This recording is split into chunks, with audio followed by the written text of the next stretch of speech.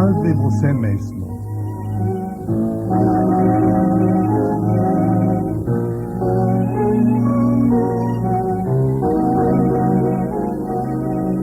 Falando aqui em salvar-se, não nos referimos à salvação cristã, aquela que nos foi conquistada por Cristo e que vai se consumar na vida eterna. Entendemos salvação no sentido popular, salvar-se do medo, salvar-se da angústia, salvar-se do tédio, salvar-se do sofrimento. Mais concretamente, quando falamos em salvar você mesmo, estamos pensando em certos meios que qualquer pessoa pode utilizar para evitar ou mitigar qualquer sofrimento. É isso que eu proponho com estes 6 cassetes. Oferecer-lhe instrumentos práticos para que você, por seu próprio esforço, possa neutralizar ou pelo menos atenuar todo e qualquer sofrimento. Esses meios são de 2 tipos. Por um lado, de análise e reflexão. Por outro, exercícios práticos. Com estes cassetes, quero ajudá-lo a salvar a você mesmo. Com eles, estou depositando em suas mãos um manual contra o sofrimento. Mas é você mesmo que tem que usar constantemente este manual para poder eliminar muitas doses de angústia. A observação da vida me ensinou que a fé é a anestesia mais poderosa para acalmar as penas da vida. Mas, infelizmente, são poucas as pessoas que dispõem de uma fé tão poderosa para transformar a dor em fonte de paz. Por isso, vamos nos mover nos 5 primeiros cassetes numa perspectiva simplesmente humana, prescindindo dos pressupostos da fé. E o 6º vai ser um olhar de fé sobre a dor e, por certo, o mais libertador. Não há especialista que com suas análises e terapias possa livrar você do sofrimento humano. Salvar-se é a arte de viver, e essa arte se aprende vivendo. Ninguém pode viver por você, ou no seu lugar. É você mesmo que pode e deve se salvar, eliminando a angústia, recuperando a tranquilidade da mente e o gozo de viver. Você precisa tomar consciência de que todo ser humano é portador de imensas capacidades que normalmente estão adormecidas. Mas, uma vez despertadas e postas em ação, dão ao homem mais poder do que ele imagina.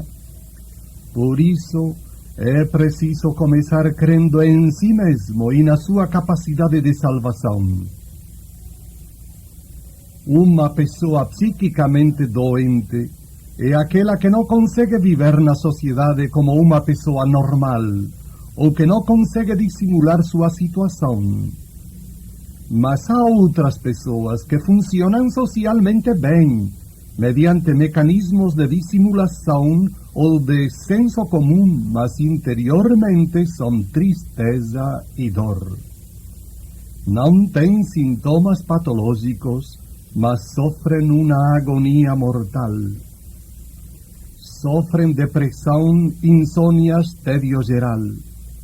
Para explicar aos outros sua situação, apresentam problemas profissionais ou familiares. Mas não é esse seu verdadeiro problema. Seu problema é a sensação que tem de que a vida vai escapando sem que a tenham vivido. De que os anos vão passando e eles vão morrer sem ter vivido. Não lhes falta nada. Como tem tudo, tem até boa saúde física e psíquica. Mas sentem que está faltando tudo. Se perguntarmos qual é a razão de sua existência, respondem que não a têm. Sentem um vazio opressivo e uma falta de vontade geral e não sabem porquê. Diante de ese panorama, salvarse significa ir suprimindo as fontes de agonía mental mediante os exercícios do cacete número 5, transpor as fronteiras da angústia, superar a preocupação obsessiva pela própria pessoa, cacete número 4, e assim recuperar a presença de ânimo, a tranquilidade da mente e a vontade de viver. Numa palavra, salvar a si mesmo significa conseguir a plena segurança e ausência de temor. Ir avançando lenta mas firmemente da escravidão para a liberdade. E essa sagrada tarefa ninguém vai poder fazer por você ou no seu lugar. Você tem que ser o salvador de si mesmo. Nas emergências da vida, você vai se encontrar frequentemente com preciosos estímulos e luzes. Hoje, um mestre da vida lhe dá uma orientação. Amanhã, um especialista faz um diagnóstico acertado. Depois de amanhã, seus pais, veteranos e experientes, dão um conselho inspirado. Nada disso, entretanto, vai conseguir salvar você. É você mesmo que, pondo as coisas em prática, vai ter que comprovar se as recomendações o livram ou não das suas angústias. No fim, não existe outro salvador de você senão você mesmo. Meu amigo, a gente só vive uma só vez. O banquete da vida não se repete. Nem podemos voltar à infância para recomeçar a aventura. Como eu lhe disse, a maior azar que pode acontecer é você perceber que a existência está escorrendo pelas suas mãos sem que você tenha saboreado o mel do viver. Vale a pena dedicar os melhores esforços para a tarefa das tarefas, afastar das suas fronteiras os inimigos da vida, o sofrimento e a tristeza.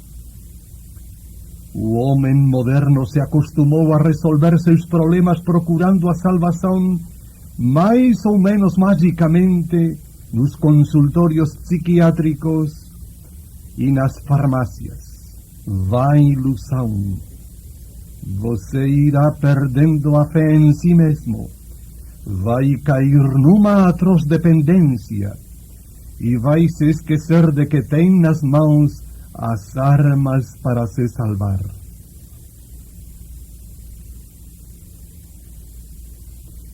Não me venha dizer, enquanto houver ao meu lado gente sofrendo, não posso pensar em minha felicidade.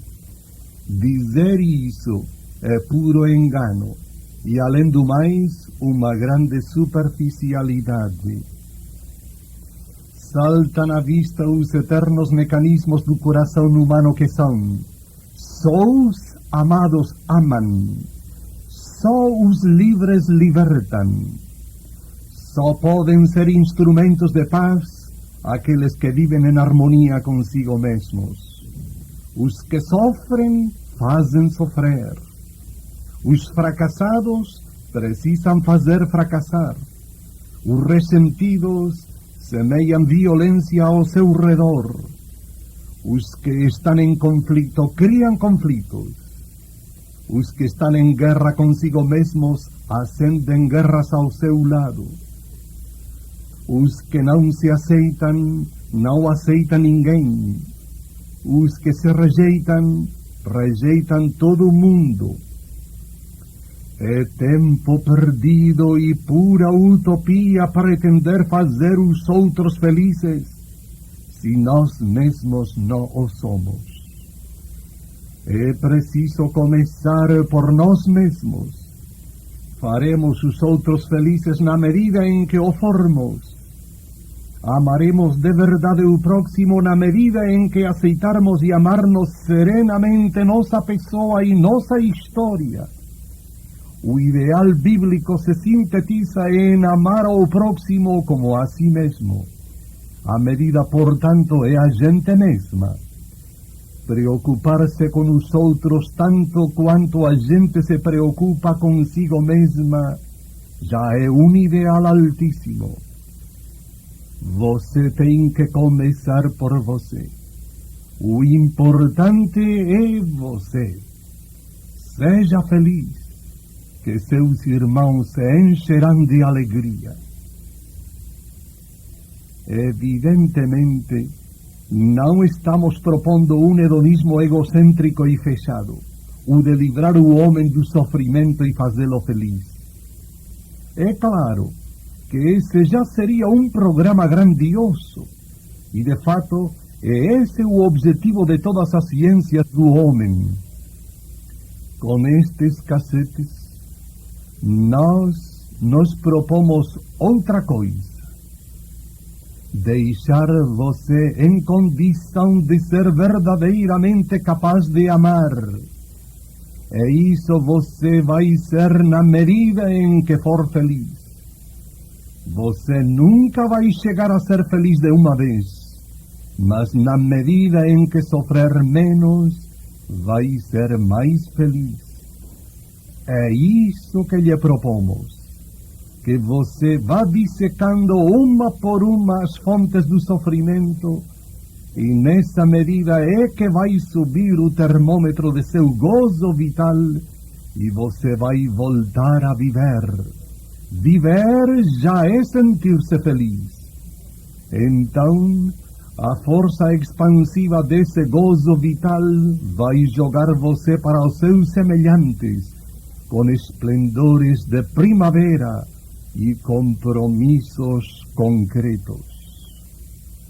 Repetimos: o bem e o mal nunca vêm de fora para dentro, sempre saem de dentro para fora. Não nos cansaremos de repetir que a mente humana é a fonte de todo bem e de todo mal, e que em nossas mãos estão a vida e a morte. Um falcão, um reptil ou um antílope, e em geral os animais todos, não fazem problemas para viver.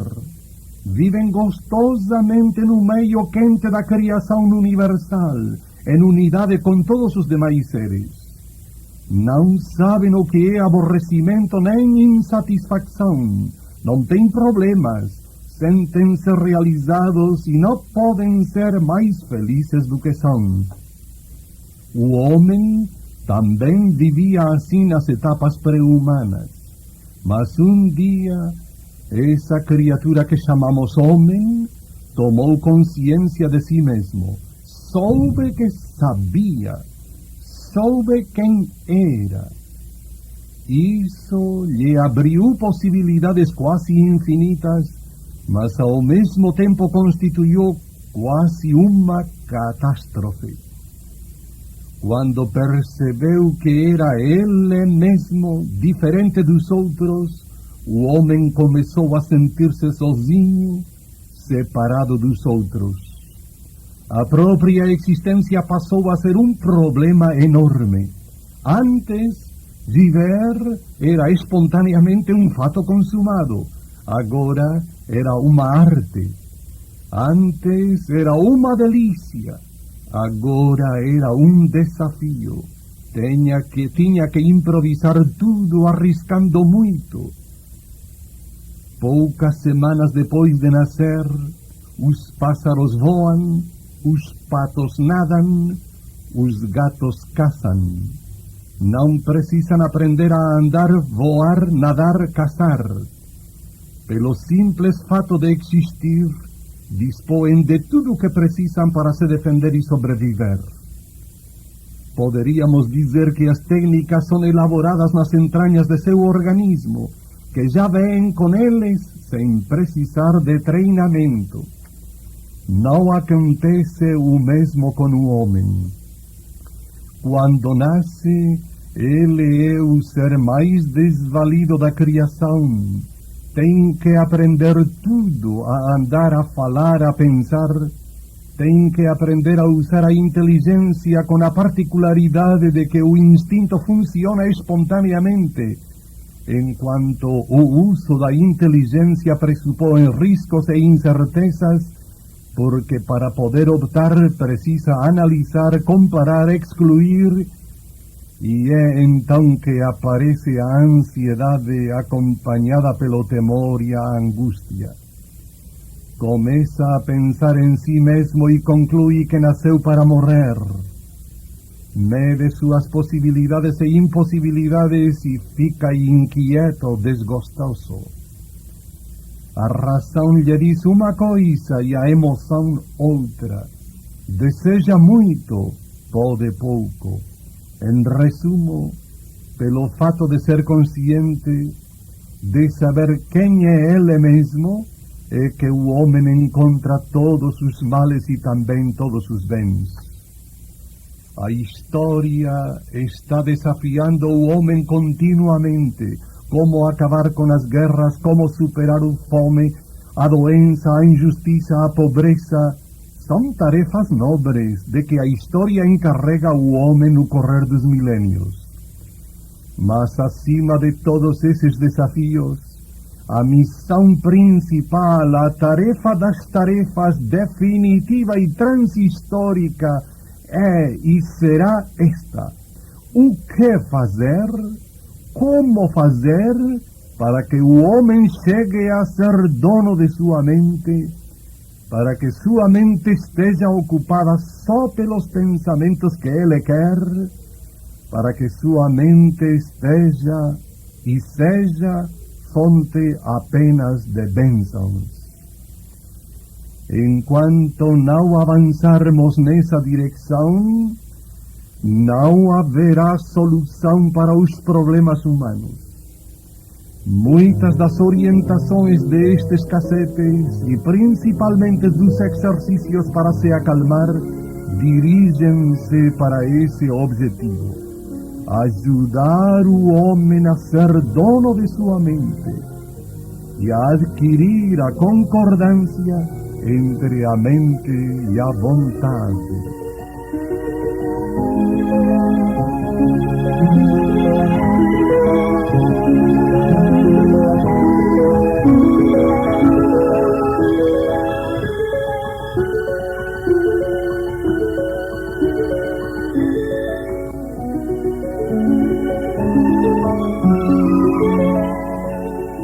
Relativizar é salvar-se.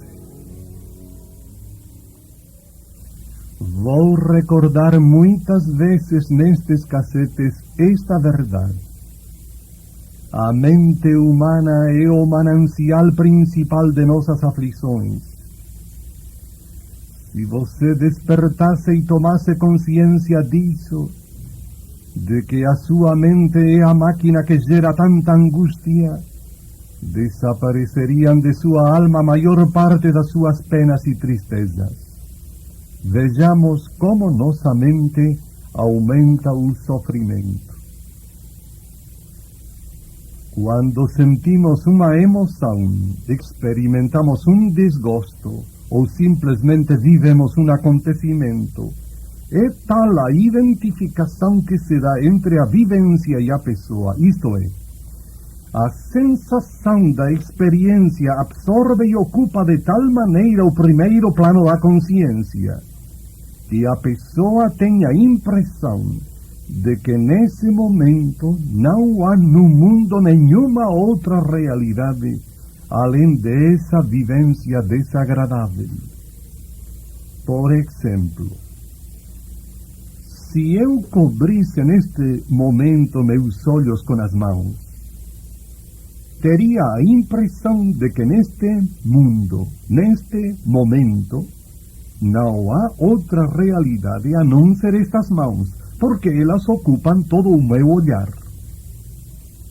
Afasto-as do rosto e agora vejo que elas são uma insignificância no conjunto das coisas. Com a mente acontece a mesma coisa.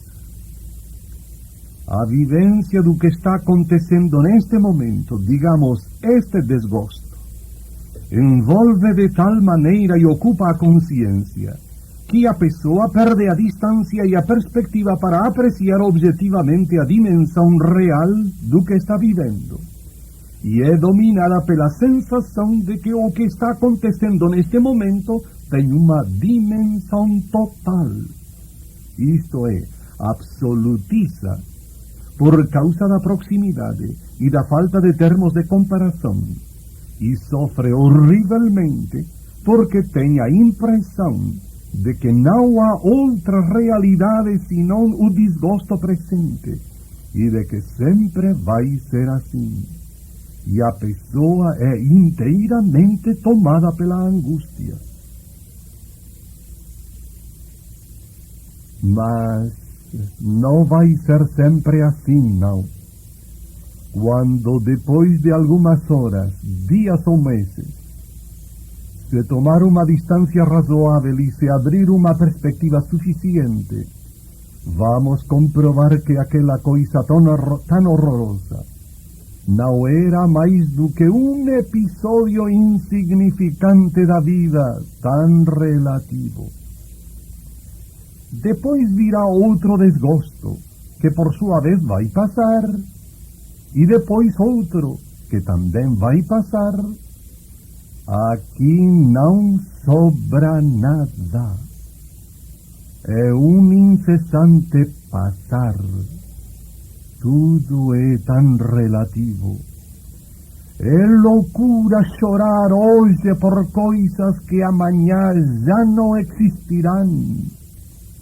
E assim, a gente vive absolutizando cada um dos desgostos, vividos em alta voltagem, e sua existência se transforma num inferno. Se em cada episódio que o faz sofrer tanto, você se desse um toque de atenção, você acordaria e tomaria consciência de que isso que lhe parece tão espantoso não é mais do que uma insignificância no conjunto geral da vida. Quantas angústias de sua vida seriam reduzidas à mínima expressão. Relativizar não significa, portanto, disfarçar a realidade, como o avestruz que esconde a cabeça para não ver o perigo. Pelo contrário, trata-se de colocar os fatos em sua verdadeira perspectiva e dimensão. Numa palavra, relativizar é objetivizar. Morreu a pessoa que você mais amava. Caiu sobre a sua alma o vazio, a noite e a tristeza da morte. Para que viver, você pensou. Passou uma semana. A tristeza se desmanchou na depressão. Passou um mês. Você começou a respirar. Passaram 6 meses. Você começou a viver normalmente. Passou um ano. O ser querido é uma lembrança tão longínqua.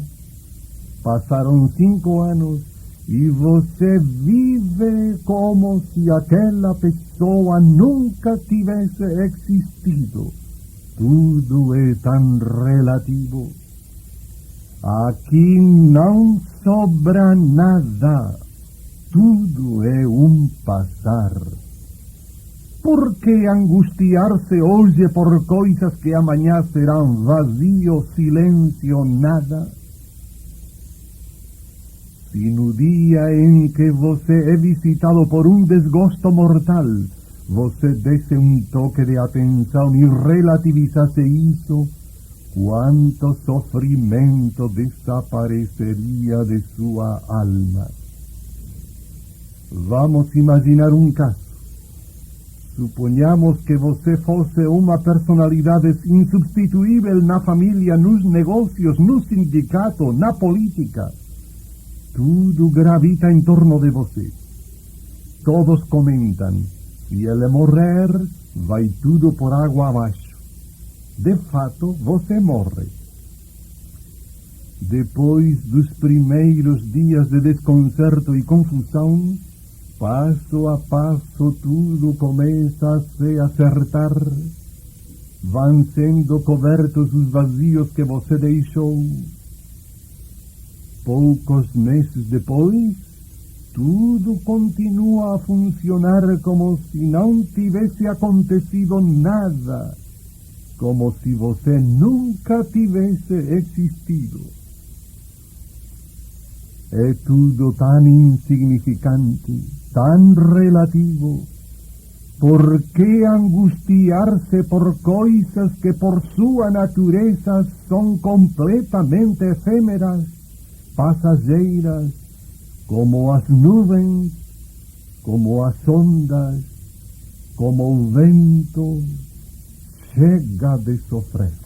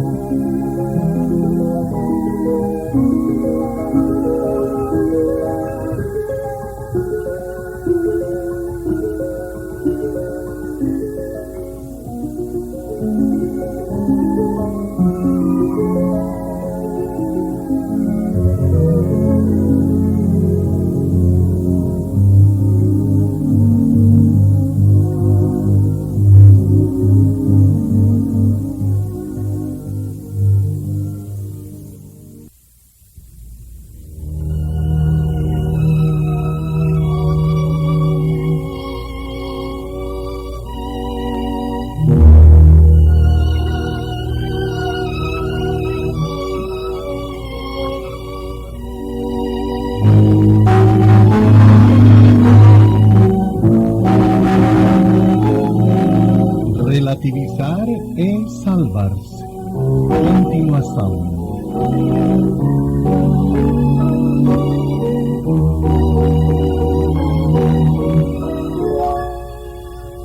Na cidade em que você vive, 50 anos atrás vivia uma geração de homens e mulheres que sofriam, choravam, riam, amavam-se, odiavam-se, delírios de felicidade, noites de angústia, agonia, êxtase.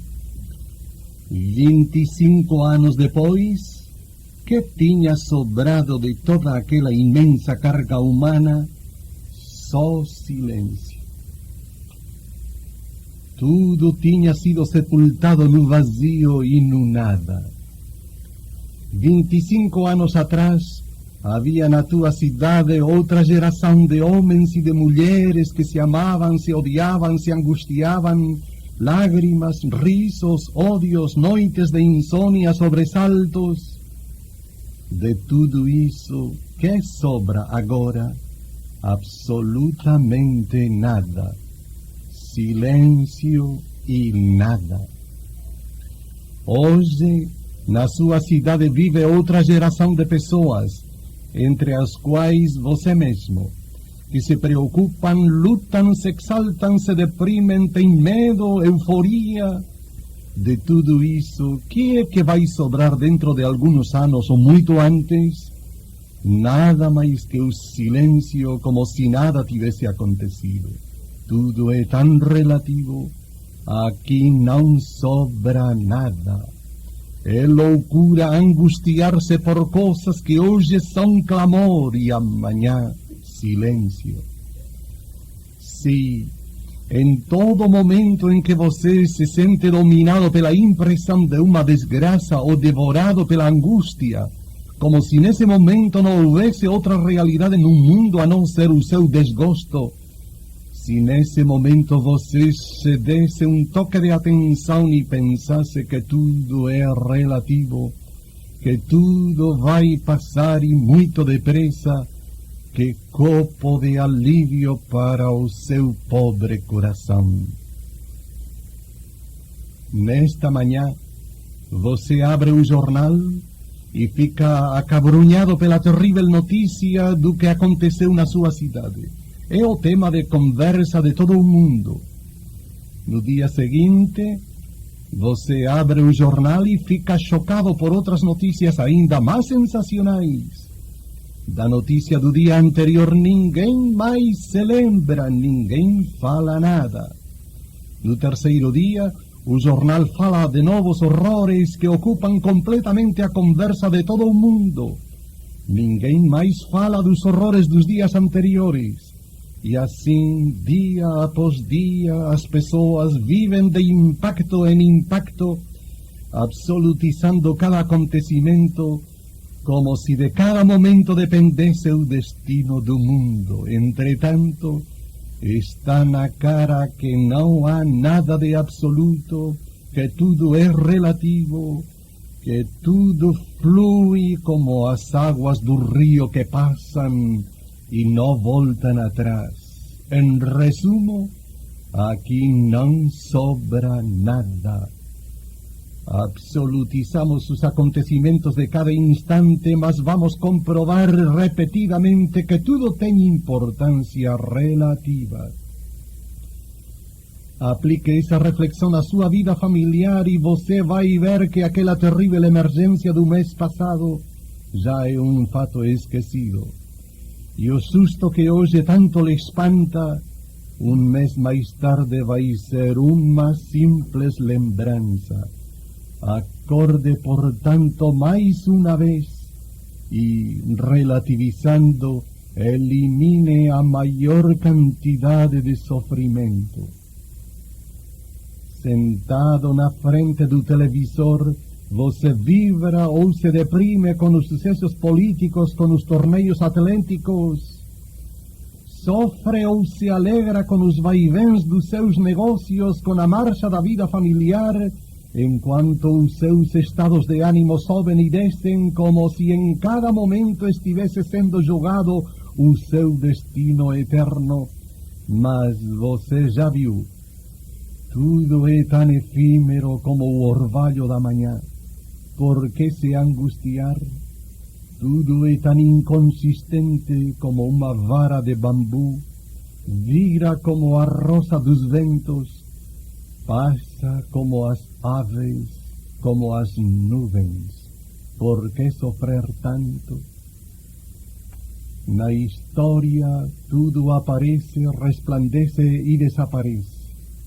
Tudo nasce e tudo morre, vem e vai. É a lei da impermanência.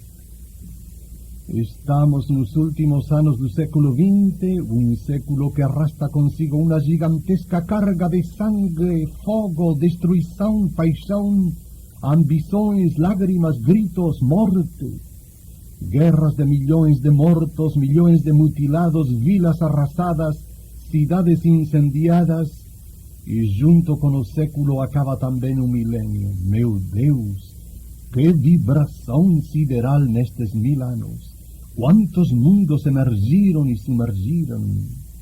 Bem depressa a noite vai cobrir tudo com o seu silêncio, e tudo vai sumergir no seio escuro do que já passou, no oceano do impermanente e do transitório. Nós nos iludimos, quiséramos reter os momentos agradáveis, eternizar os sucessos brilhantes, mas estamos comprovando que tudo nos escapa e desvanece.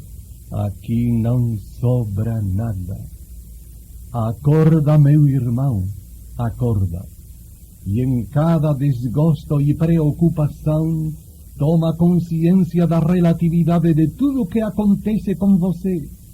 E assim há de poupar energias para se elevar acima das emergências atemorizantes e instalar-se no fundo imutável da presença de si, do autocontrole e da serenidade. Daí de em cima, Você poderá avaliar o peso doloroso da existência, das amarras do tempo e do espaço, a ameaça da morte e os impactos que vêm de fora ou de dentro. E quando isso acontecer, o mundo vai se encher de alegria e seus irmãos vão se contagiar com sua libertação.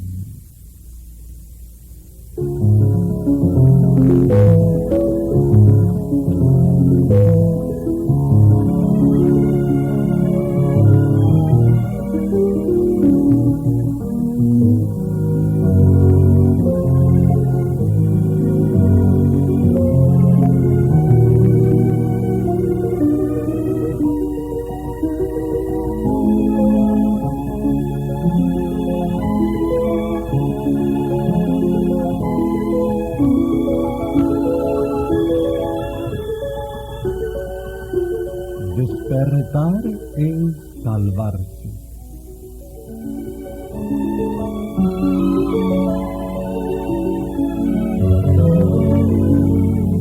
Este é o primeiro ato da libertação, despertar, acordar.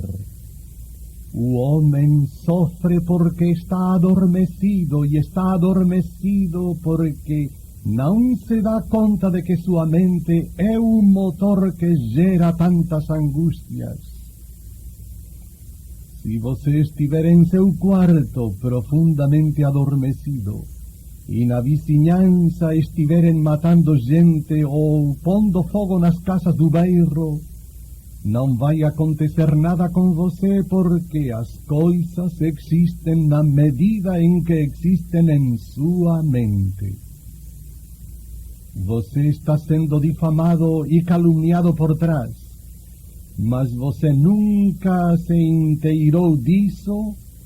Para você é como se fosse nada. É o mesmo que se o estivessem elogiando. No dia em que você morrer, poderão esquartejá-lo ou ultrajá-lo, que você não vai se importar, uma vez que, parando de funcionar a sua mente, não vai existir mais nada para você. Para o morto, tudo está morto. As coisas existem tanto quanto existem na mente. Se tivéssemos tal poder sobre nossa mente que pudéssemos tirar ou pôr os pensamentos à vontade, não haveria desgostos em nossa vida. Somos nós que criamos os desgostos. Suponhamos que 3 meses atrás certas circunstâncias fizeram com que seu prestígio caísse por terra. Essa história infeliz é um fato consumado que ficou ancorado para sempre ali no tempo e no espaço. Se você o eliminar da mente, se você o relegar à região do esquecimento, você vai se sentir como se nunca tivesse acontecido essa história. Mas é você, justamente você, que está recordando agora esse pesadelo, revivendo na cabeça esse negro acontecimento como se as coisas tivessem acabado de suceder, e depois fica furioso, com raiva, tristeza, vergonha, como quem está metido em um círculo de fogo. E é então, atenção, é então que um fato passado se transforma em desgosto. Mas é você, acorde, é você que está fazendo um fato passado ser um desgosto presente. O desgosto é, pois, um produto da sua mente. É preciso despertar dessa noite terrível. A massa geral do sofrimento humano é produto da mente. Para falar de maneira gráfica e aproximativa, eu diria que o 90% do sofrimento é matéria subjetiva. Poderíamos dizer que o novo nome do inferno é mente, porque não devemos esquecer que inferno significa sem saída, e onde há onde não há saída, há fechamento, e onde há fechamento, há angústia. Sim, é a mente que aperta e asfixia entre seus muros circulares o pobre homem até que ele se sentir afogado e sem saída. Ou melhor, é a própria mente que se sente trancada dentro de si mesma. Não há pior prisão, nem mais dura escravidão que uma mente ocupada por suas próprias obsessões. Mas essa notícia não é má, é boa, porque assim como nossa mente gera a angústia, também pode gerar a liberdade. Tudo está em nossas mãos, o bem e o mal. O problema e a tarefa é só acordar. Você sofre porque está adormecido na noite de sua solidão. Seus medos são fantasias sem base nem fundamento. Você sofre por não levar em conta que essas sombras são imaginárias. Se eu lhe dissesse à meia-noite, sobe a essa montanha, antes de 5 minutos de subida você já teria visto inimigos por toda parte.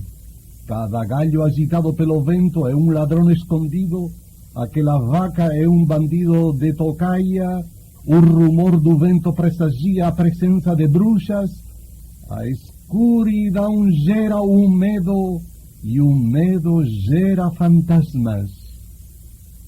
Se eu lhe disser ao meio-dia, sobe a essa montanha, a ascensão vai ser um passeio delicioso.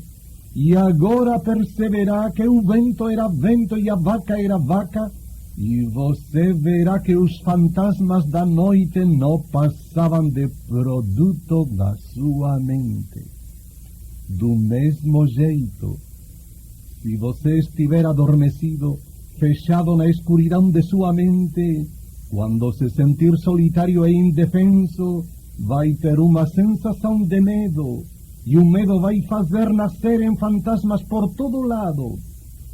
Fulano já não me quer bem, Cicrano está contra mim, aquele projeto já fracassou, aquele grupo já não confia em mim, esses outros estão tramando como me tirar do cargo, este me atraiçoa, aquele já não me visita como antes, que será que lhe terão contado?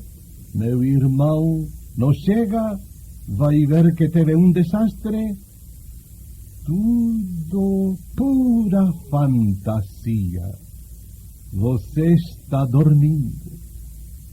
Não há nada disso, ou muito pouco. Desperte. Tome consciência de que é a sua mente fechada na sua noite que está gerando essas sombras. Desperte. De repente, você se sente paralisado pelo terror, mas não percebe que se trata apenas de uma mania de perseguição que inventa sombras alucinantes. Você está dormindo. Um pouco mais tarde, vai estar revestindo de tragédia peripécias insignificantes de sua vida. Você está dormindo. E estar dormindo significa projetar mundos subjetivos, enxergar silhuetas negativas, andar fora da realidade, tirar as coisas de sua dimensão correta. A maior parte das inseguranças, apreensões e sustos são, em geral, filhos de uma mente obsessiva. É preciso acordar. E só de acordar você vai poupar grandes quantidades de sofrimento.